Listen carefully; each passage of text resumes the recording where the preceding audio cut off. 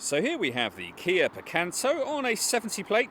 I'm going to start off by hopping inside the car and running through some controls first of all.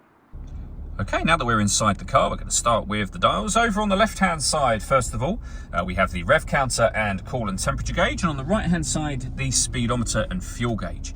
In the middle, you can see the total miles for this car. They are 35,073. You can change the information that's displayed in that section using buttons on the steering wheel for various bits of trip computer information. There are other menus available to you as well. Back around to the beginning again. And the buttons I was using to do that are just here. We've also got our cruise control over that side. And on the left-hand side, stereo and phone controls, including voice activation for the phone. You'll only be able to use the phone controls once you pair the phone up to the car.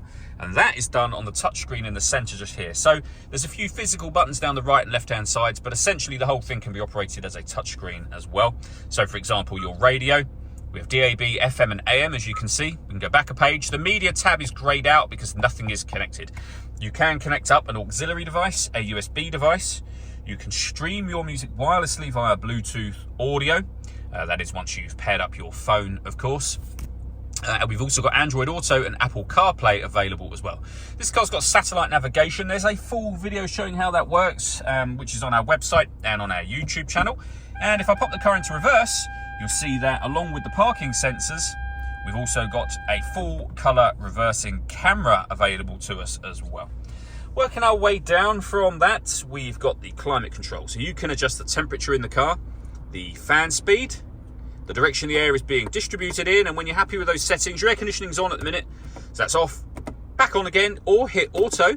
The car will now take control of the direction of the air and the fan speed to maintain this temperature. Any manual adjustment that you make will take auto off and allow you to put it back on your own settings here. We have a 12-volt charging socket, the auxiliary and USB inputs I mentioned just a moment ago. We've got our 5-speed manual gearbox, and then this button here turns off the stop and start. This car is designed to cut out when it's stationary in traffic to save you fuel. That system is off when that light shows. All that leaves me to say is thank you for taking the time to watch this video. If you'd like to come and see this ULEZ compliant car for yourself and have a test drive, please feel free to call either of our MJA sites. We'd love to hear from you soon.